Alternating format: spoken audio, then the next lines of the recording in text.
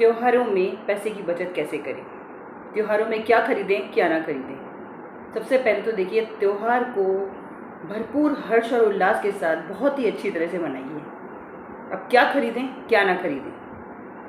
हर साल नए दीपक, लक्ष्मी जी का पाना, पूजा का सामान, दिया बत्ती की जो आपकी बातें होती हैं, जोत होती है जो, वो, इसके अलावा और मिट्टी से रिलेटेड जो भी सामान आप पूजा में रखते हैं, प्रसाद रखते हैं, उसमें बिल्कुल कंजूसी ना करें। वो आप जितना है जिस हिसाब से हर एक साल नया खरीदें। ऐसे नहीं दीपक पिछले साल के पड़े हैं काम चल जाएगा, बिल्कुल नहीं। दीपक खरीदिए, रंगोली बनाइए, बहुत हर्षोल्लास के साथ त्यौहार को मनाइए।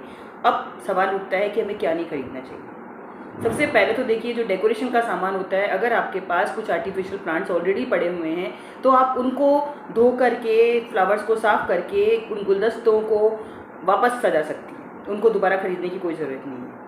साथ ही साथ अगर आप लाइट्स जो होती है हर एक साल खरीदने की कोई ज़रूरत नहीं है। अगर आपके पास रखी हैं, पहले उन्हें अच्छी तरह से चेक कर लें। हाँ, अगर उनमें से कुछ ख़राब हो गई हैं और आपको लगता है कि आपके लिए सफिशिएंट नहीं हो पाएगी तो आप उनको खरीद सकते हैं। इसके साथ ही साथ मेन चीज़ आ जाती है जिस पर आपका दिल हमेशा आया रहता है हम महिलाओं का, वो है कपड़े। कपड़े हर एक साल दिवाली पर खरीदने का, पहनने का। जैसे हमारे पुराने ज़माने से रिवाज चला रहा है कि जब हम छोटे थे तो हमारे जो पेरेंट्स हैं हमारे लिए कपड़े बनवाते थे हर साल दिवाली पर, क्योंकि लक्ष्मी पूजन पर नया कपड़ा, नया वस्त्र धारण करने का रिवाज है। तो आप उसके लिए नए कपड़े खरीदने की ज़रूरत नहीं। अगर आपके पास ऑलरेडी पड़े हुए हैं, अगर आपको लगता है आपके पास कोई ऐसी साड़ी, सूट, कोई अटायर ऐसा है जो कि आप दिवाली पर यूज़ कर सकती हैं, तो बिल्कुल भी कतई पैसे इसमें बर्बाद ना करें। लेकिन अगर आपको लगता है कि आपके पास कोई नया वस्त्र इस तरह का नहीं है, तो आप एक सिंपल साड़ी, कोई नॉर्मल साड़ी जो आपको लगता है रेड येलो कलर, जो कि पूजा में पहनने में अच्छी लगेगी, उसको आप खरीद सकते हैं। कोई एथनिक कलर, एथनिक वेयर आप खरीद सकते हैं, लेकिन उसको बहुत महंगा ना खरीदें। देखिए, क्योंकि आप किस ओकेजन के लिए खरीद रहे हैं, दिवाली के लिए खरीद रहे हैं। आप कोई शादी के लिए या कोई मैरिज एनिवर्सरी के लिए या कोई बड़े फंक्शन के लिए, हल्दी, खुद की हल्दी या कोई घर की अगर पारिवारिक आयोजन है, तो उसके लिए ही केवल आप महंगे कपड़ों को का चयन करें जहाँ पे बहुत ज़रूरी हो जाता है। लेकिन अगर आप केवल एक सिंपल फेस्टिवल के हिसाब से बहुत ज़्यादा महंगी साड़ी खरीद लेंगी ना, तो देखिए आपका केवल डेड इन्वेस्टमेंट होगा। तो इस तरह की गलती बिल्कुल ना करें। नॉर्मल कपड़े खरीदें और ऐसे खरीदें जिनको कि आप कई बार पहन सकें। दिमाग में ये थॉट प्रोसेस ही नहीं आना चाहिए कि ये पहना हुआ है, इसने देखा है, उसने देखा है। किसी ने भी देखा होगा यार, हम अपने आप को सबसे ज़्यादा खुद ही को देखते हैं। तो ऐसे कपड़ों को बिल्कुल ना खरीदें। साथ ही साथ जो हमारी आर्टिफिशियल ज्वेलरी होती है वो भी बहुत ज़्यादा ना खरीदें। जितनी आप पहनती हैं गोल्ड ज्वेलरी, शादी की सभी महिलाओं के पास होती है, पीहर की, ससुराल की, दोनों तरफ की। उसको आप मौके बेमौके आप उसको चेंज करके पहन सकती हैं। अगर आप कहीं ऑफिस में वर्किंग है, कुछ अगर आपको इस तरह की कुछ ज्वेलरी की ज़रूरत होती है, तो आपके पास अगर डायमंड वगैरह है तो ठीक है, नहीं तो आप अगर इमिटेशन लेना चाहें तो उसके अंदर कुछ ऐसे अच्छे लाइट वेट के सेट्स जो कि आपके काम आए, हमेशा हर एक ड्रेस पर चल जाएं, ऐसे कुछ सेट ले सकती हैं। ऐसे नहीं कि आप हर एक महीने आपका ये शेड्यूल बना हुआ है कि आप लेती रहें, दिवाली पर भी अलग से इस साड़ी के साथ ये चलेगा, नहीं। आप अपनी गोल्ड ज्वेलरी पहन लीजिए, वो भी चल जाएगी। सिंपल एक छोटा कान, गले का छोटा सेट और कान में छोटी छोटी ईयरिंग, वो भी बहुत सुंदर लगेंगे। जो चीज़ पड़ी है पहले उसका इस्तेमाल करिए। देखिए, रिसोर्सेज जो होते हैं उनको वेस्ट करना बिल्कुल नहीं चाहिए। जो चीज़ आपके पास है उसका भरपूर इस्तेमाल करिए। एक भी पैसा व्यर्थ मत करिए। अगर आपको लगता है कि आप उससे काम चला सकते हैं किसी भी चीज़ से, तो आप पहले उससे काम चलाने की कोशिश करें। उसके बाद आ जाता है पटाखे।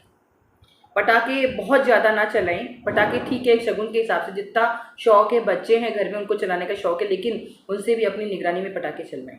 बहुत ज़्यादा त्योहारों को लेकर के, केवल त्यौहार का बहाना लेकर के खरीदारी करके अपनी अलमारियाँ, अपनी कपबर्ड्स को बिल्कुल मत भरिए।